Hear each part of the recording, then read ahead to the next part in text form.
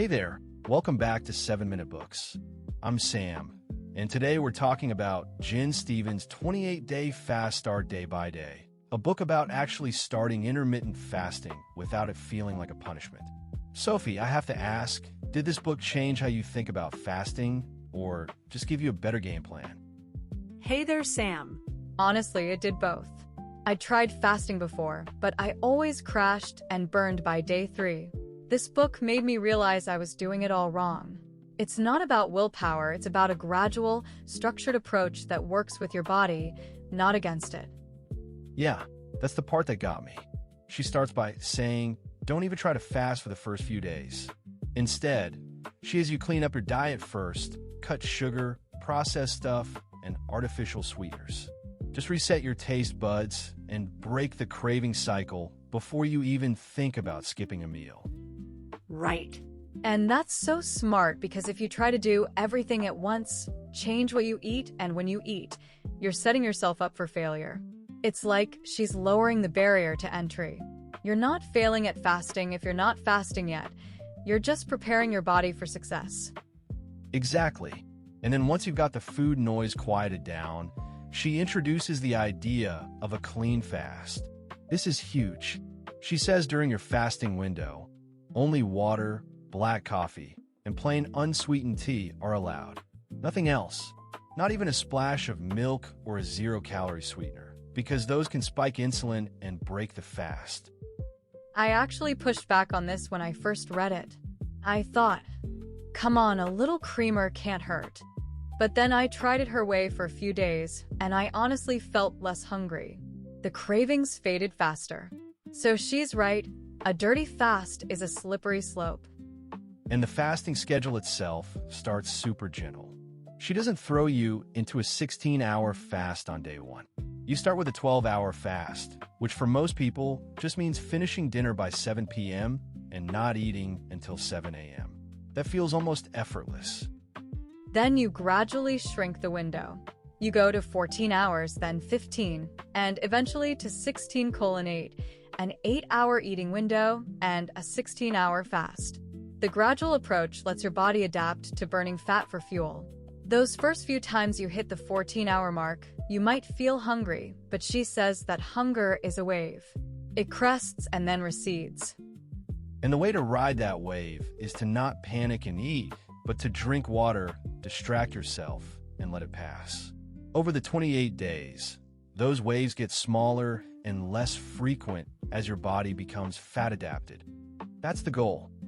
One of the most helpful parts for me was the troubleshooting section.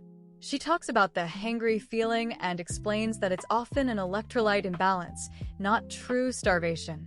A pinch of salt in your water or some bone broth during your eating window can be a game changer. And she addresses social pressure too.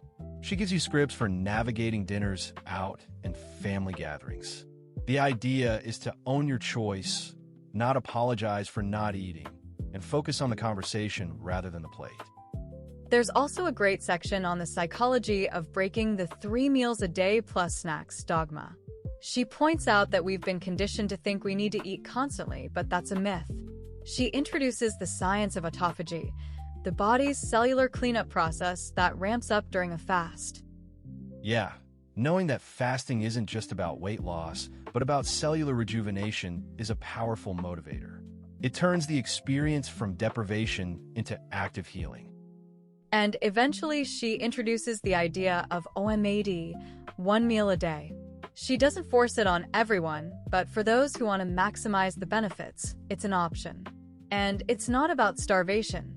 It's about eating one large, satisfying, nutrient-dense meal that keeps you full for 23 hours. The whole book is really a masterclass in habit formation. It breaks down a monumental change into small, daily steps. And it's flexible. She gives you permission to listen to your body and adjust. If you have a bad day, you just start again the next day. No guilt, no shame. And she's especially careful about women's hormones. She acknowledges that fasting can affect women differently depending on their cycle and menopause. So, she suggests being more flexible with your windows or taking breaks at certain times. That nuance is crucial. By the final week, you're consolidating and reflecting. The fasting feels more natural. The mental chatter about food has quieted.